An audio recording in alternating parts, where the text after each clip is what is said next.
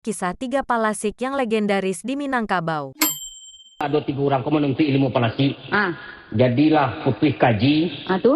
Tentu disuruhlah maisok darah anak ketek tu. Nan pertama pairah palasik tadi ko. Samini namanya berbalik. Badan darah muncul. Aku cek ke guru Wah guru. Lain nampak kampung di sini tu di guru tu lain betul. Seluruh bayi yang baru lahir sampai umur 5 bulan lah habis darah besok sebenarnya tu. Sampai yang kedua lah. Nama nuntut yang kedua tadi ko pai lo. Sano 1,5 minit.